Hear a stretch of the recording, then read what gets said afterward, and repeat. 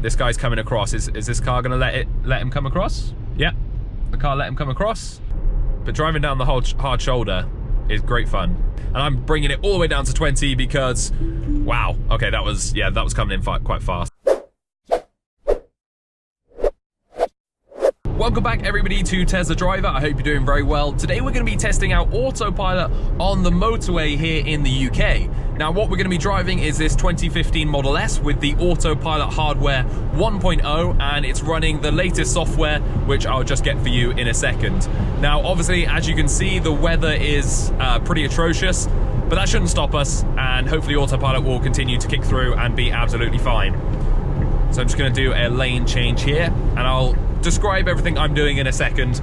So, what version of Autopilot is this? This is 2019.20.4.3, and this is obviously on the older hardware, so things... actually, lane changing isn't working there. Is lane changing going to work for us? No, look at that. Lane changing doesn't want to work. So whenever this disappears, the lane changing obviously seems to stop working. I'm going to try it one more time. There we go. Now it's starting to work. So I've got to keep my eye out for whenever that second lane is obviously available. Now the difference between this one and obviously our hardware we're running at the moment is this just has the one camera at the top, and then it has the radars and the ultrasonic sensors, whereas obviously the new cars have 8 cameras all the way around, and it can do things like change lane by itself, and it can change lane without you having to hold up the stalk, which is currently what I'm doing. So the difference is this car is actually a lot better at the moment at changing lanes. And again, the reason for that is because the car's actually not judging if there's anybody around you. It's asking you to check the blind spot and you to initiate the turn. Whereas on the new one, obviously, it kind of does it itself. It judges the gap and it tells you whether it thinks it can go or not, and then you make the final decision. Whereas on this, from the get-go, you're the one making the call to indicate over. So it works a lot better, but obviously you've got to be a lot more engaged. Well, actually, you need to be the same amount of engaged, to be totally honest, but, you know, it's a little bit better because you know that when you indicate, the car is going to go, unless there is a car along the side. Obviously, like I said, the sensors would pick up if there was a car on the side here. Now, just so that everything you can see, I've got this currently set to 2 it was set at, but obviously I flicked it forward 1. And it's actually doing really, really well. So you'll notice that the diagram is slightly different. The Autopilot picture down here is obviously slightly different to what we're used to. It does, however, show the lane to the left, which is quite nice to see, and the lane to the right, but it will never zoom out, whereas on the motorways and highways, on the new ones, the software zooms out so you can see cars in your blind spots and cars behind you and whatnot.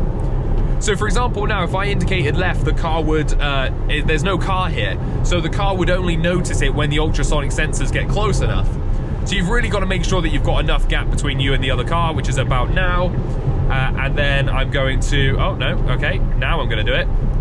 And you can see that now it's working over. So you have to really keep your eyes on the diagram down here to see when the lanes are available. Now this is really bad weather, but like I said, Autopilot needs to be able to work in all weathers. So it's quite interesting to check it here. And what you'll also notice, so like that over there hasn't been picked up yet. There we go, now it's been picked up. And as you'll notice, it says that it thinks it's a car. Okay, it's disappeared again. That's a little bit worrying, actually. It doesn't even see that it's there. There we go, there it is again. But yeah, it thinks it's a car rather than a truck. Okay, I'm gonna go for a left lane change. The lane is there, it's clear. And the car moves over really quite nicely. Now I've tested this Autopilot for quite a while. What we're gonna be doing is the drive from Chippenham to Bristol, because I'm actually giving the car back today because my car's fixed and ready to go. I'm gonna do a right-hand lane change. Oh, okay, it's stopped. And it's still got, there we go. So that kind of stopped halfway. I'm not sure why that happened actually, but it stopped halfway and then made the decision to carry on going. Okay, this car in front's going a lot slower, so we've broke quite well, but I cannot see in front of me at all. And I'm actually going to back off from this car in front. I'm going to set it to 3. And I'm going to go into this right-hand lane here. So you see there, it accelerated, and then it saw the car in front, so it started to brake again. And that's the difference of having all the cameras around, is that this car's not quite as spatially aware. So whenever it's like this, I like to sit 3 behind. That's normally the number I go for. Otherwise, I find if you go further, people sit in between, and if you go too close, obviously you can't see shit and it's pretty dangerous. So you've got to stay. I think 3 seconds is a good time to be behind. So again, you can see on the diagram that it is picking up the 2 cars in front of us through all of this. But it doesn't seem to pick up any other cars, like, whereas the autopilot system now might show like 10 cars on the screen at once, like showing you all the cars ahead. You'll see that this one doesn't actually show you that at all.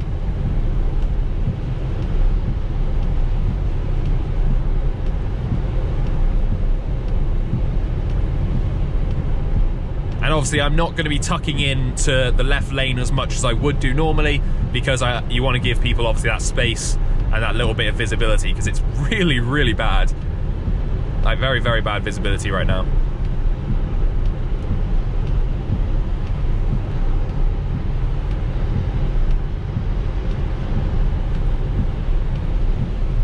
Autopilot though is working really well, keeping us a nice distance behind that car. It's not been jerky or anything like that. And the car behind us is miles behind as well, which is great. So everyone's giving everybody a little more space. It did just try and go right a little bit, and I think it saw like a line of water. You see the line of water kind of down the middle of the road here? It thinks that that's a line every now and then, and it just does a slight movement to the right, but only every now and then.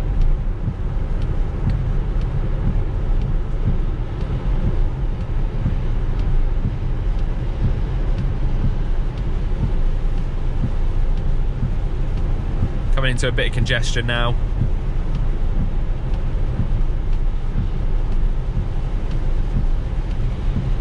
I've just realised the speed is set to 75. Because this isn't my car, I think they have the autopilot set to +5 when you start autopilot, so I didn't notice that. Not like 75 dangerous though.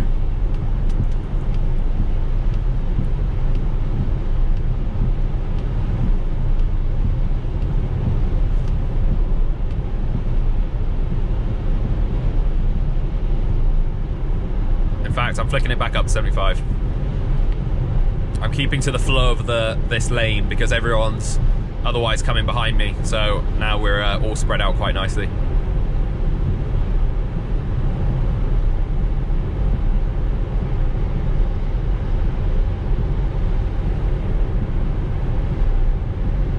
So you can see on the left, there's 3 cars there. Oh, there we go. So it actually oh, interesting. So it does show a truck. And there you go, it is showing the other cars now. You can see it's actually clearing up a little bit ahead of us, which is quite nice. So we're getting a little bit more visibility.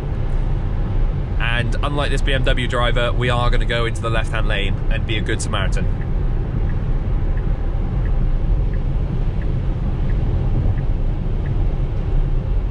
There we go, that worked really nicely. I'm actually very, very impressed with how this old hardware well, not old software, I guess, but old hardware is handling. It's really quite stable. I do quite like it. What I'll do is on the way back, I think I might test my Model X and add that into the end of this video. So if you want to see how AP2 handles these kind of roads in this condition, you can wait until the end of the video and there might be a little bit extra there for you. But you can see that changing lanes is not a problem for the car.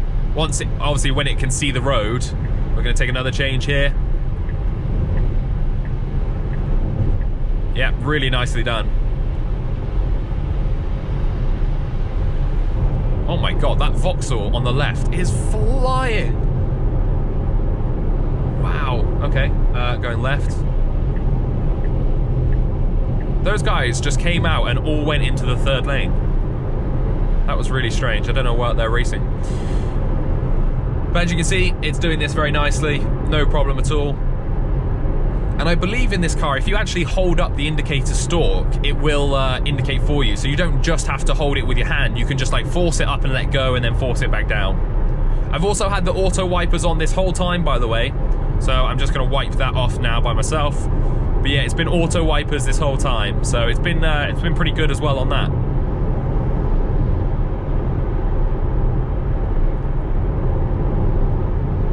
I don't know why everybody's in the 3rd lane today. Like him. Why is he indicating right? Why? Oh, he's foreign. Okay, he's not from around here. He's indicating right. Now, when I was in Europe and they were doing that, I was like, what is going on? But apparently, that's so that you know they're keeping over, which is a little bit strange. We're going to move over to the middle lane in a second, but as you can see, it's currently not going to let us because it can't actually see a middle lane. It can see the car. There we go. Now it's seen the lane. It's safe to move over. And the car's moving over.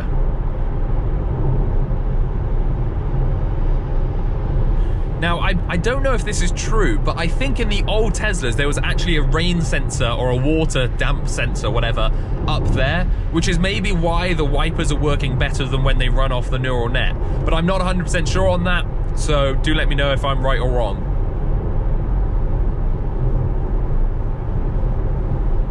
Okay, we're slowing down a bit. I am going to... Actually, I'm not going into the right-hand lane because there's people coming. But again, you know, it thinks that that is a car, which I'm surprised about, that it doesn't think it's a truck.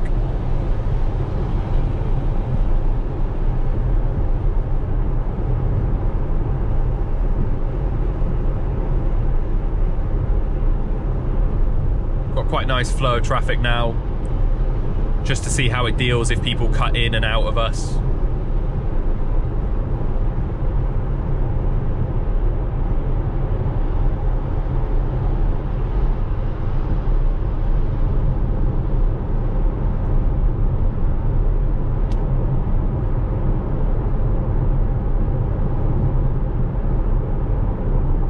Slowing down again. We're going quite slow now, down to 55 as we get a little bit closer to Bristol. Now, obviously, this doesn't have any sort of navigate on autopilot, so it's not going to do any kind of the junctions for us when we get closer to Bristol, and it's not going to probably tell us what lane to be in or anything like that. So that's obviously a feature that it's missing, but it's not a huge issue.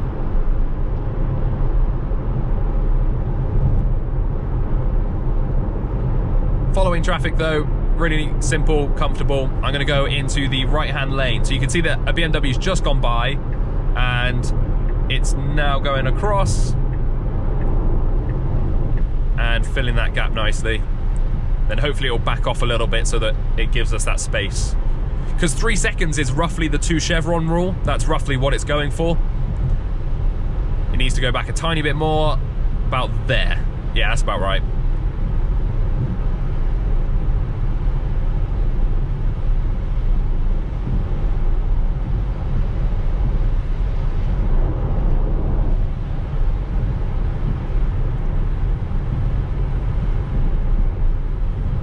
Alright, let's do a left lane change. So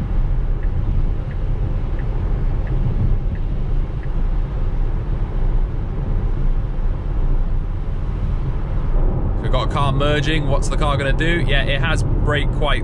It wasn't too late, actually. That was alright. It did brake and let him in.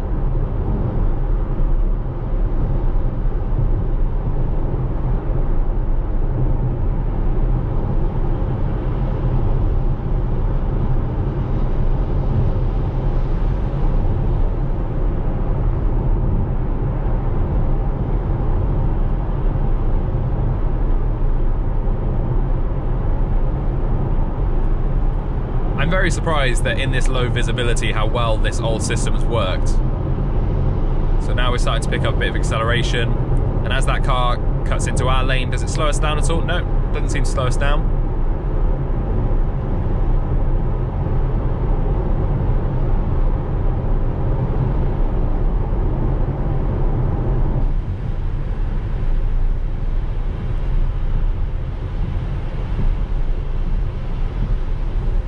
Right, I'm going to try and move over to this right-hand lane now.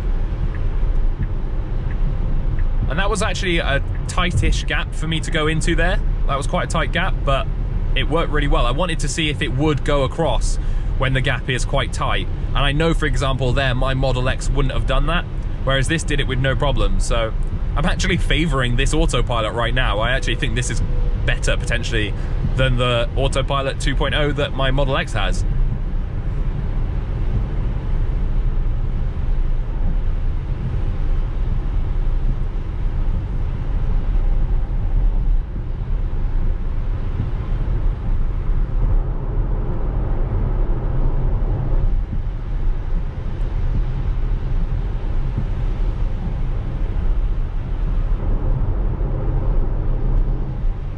And we do need to get into the far left lane by the end of this little bit. So there should be hopefully quite a lot of going across for us to do here. And fingers crossed that the car does it all without any problems. But it's going to be interesting because I'm going to be probably trying to squeeze into gaps rather than, you know, cut across lanes and stuff. So I'm hoping that this should work quite well. Speed limit's come down to 60. The car hasn't seen that though. You can see that the car actually still says it's 70. So even though the speed limit has come down, the car still thinks it's a 70, which could have been a little bit dangerous if we'd have let it just go through at that speed. Okay, I'm gonna make my first lane change in a second. All I'm gonna do really quickly is just tighten up this gap a little bit, and now coming across, I'm actually, oh no, it doesn't want to. It doesn't want to do it. It still doesn't think that there's a lane there. So I can't do it until there's a lane, and it's not seeing any lane. Okay, seeing a lane now, so I'm gonna start coming across. There's no one there. That worked really well. And we're gonna do that one more time. There's no one in my blind spot. Cutting across. And then this taxi driver is coming across very, very slowly. But so left, we could actually use the hard shoulder here, but we're not going to because the car won't let us. So you can see that the car's saying we can't get into that left lane. And the reason for that is because the hard shoulder lane is a solid line, whereas this car only recognizes like gaps or spaced lines like these for a lane that it can go into. But it would be interesting to see what the car does if we went over to the hard shoulder and see how the car dealt with it. So we've got some people kind of cutting across now, making it a little bit tougher. We've got a guy cutting in behind us as well. Lots of people getting into this lane.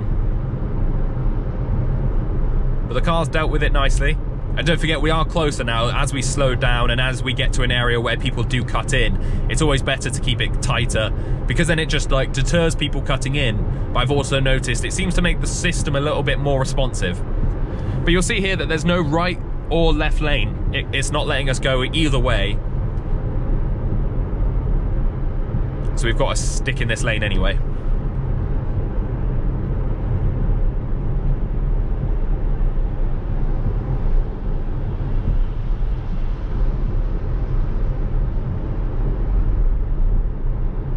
I am also not 100% sure if it's actually taking the line or if it's taking this weird bit of tarmac that's running next to the line.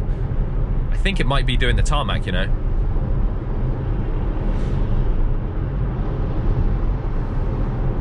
So the car in front's starting to pick up pace, so we're obviously following it, so we're starting to pick up a little bit of pace here.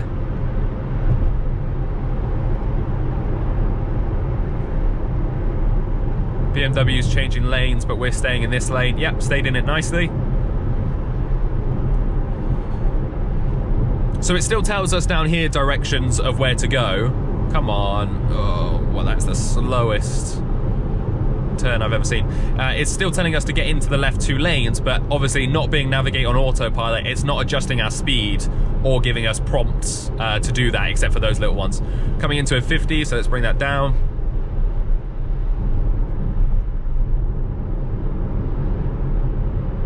Now these are slightly tighter corners, but the car is dealing with them fine.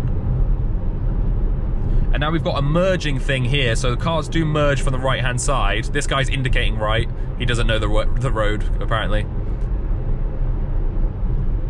He's braking quite hard. Not quite sure what's going on here. This guy's coming across. Is this car going to let him come across? Yeah, the car let him come across. And we're just going to stay in this lane. I'm really confused what's going on here. Whoa, okay, I've had to come across. I flashed him in and I had to turn off autopilot because otherwise something would have happened there. And it looks like we're going into an absolute ton of traffic. I'm staying on the left though because I need to go left, whereas if I went on the right lane, I get put into the traffic straight away. But you'll see again, by leaving that gap, it makes people like come in and kind of cut across and whatnot, and I really don't want them to do that. Now it's in the middle of what feels like two lanes, because this does actually fork off. It goes left down there or right. And you can see it can't see a left lane at the moment, so I think it's just trying to tuck in and follow the Mercedes. And that is what we want it to do, so that's worked out quite well, actually.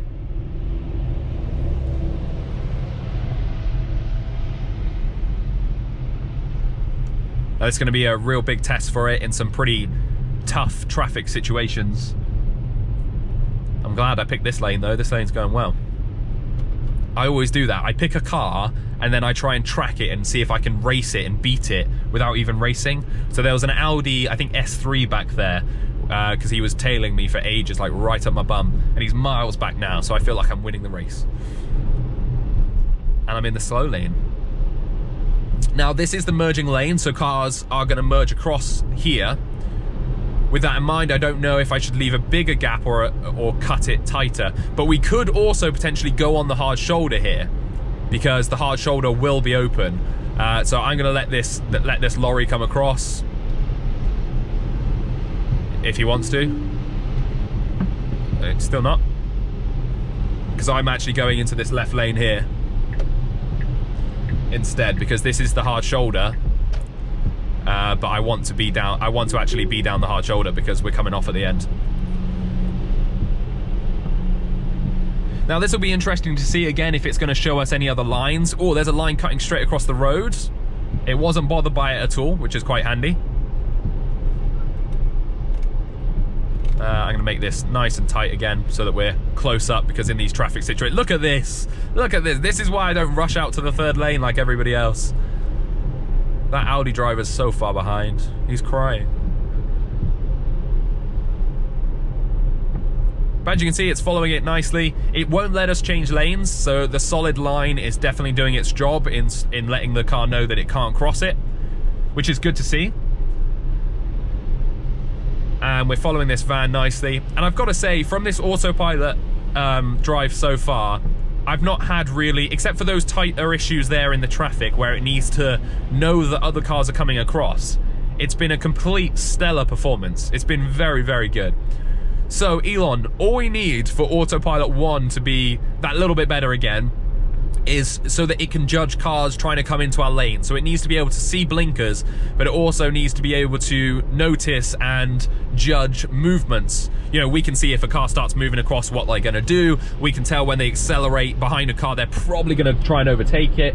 And it needs to learn the whole flow of traffic so that it knows what is best for either giving a little bit more space or tightening it up, for example. But driving down the whole hard shoulder is great fun. And it's great. Hard shoulder for junction 17 only. And that is where we're going. Now, what's the bet that this van in front is going to cut in at the last second? I'm not going to lie, I would do that too, but I don't have to this time. But as you can see, again, there's no need for navigating autopilot because we're already in the correct lane on the left lane here to go to Cribbs Causeway. And again, we're just following this road all the way through. So there we are, everybody. That is highway driving on Autopilot Hardware 1.0 in a 2015 Model S. Let me know what you think down below in the comment section. And yeah, I'm actually very, very happy with it and very surprised. Good job, Elon, on the old software and hardware. Now let's try and make them so that, you know, sometimes Autopilot 2 is better than this one, because currently I think this one might be better. What lane's it going to pick here? This is going to be interesting. It's just following the van and I think the line, and it's picked this lane here. Let's just let it keep doing this, shall we? It's getting slightly into the water. Is that someone broken down there on the left? I'm not sure. The van's gone that way. We are following the correct way, and I'm bringing it all the way down to 20 because, wow. Okay, that was coming in quite fast. It can't see, obviously, lights or anything like that. Anyway, thank you all so much for watching Tesla Driver. Make sure to subscribe and turn on your notification bell. Let me know in the comments any other videos you want to see. And don't forget, if you want to support the channel and become a patron, please check the links down below in the description. Until next time, thank you for watching, and don't forget, drive safe.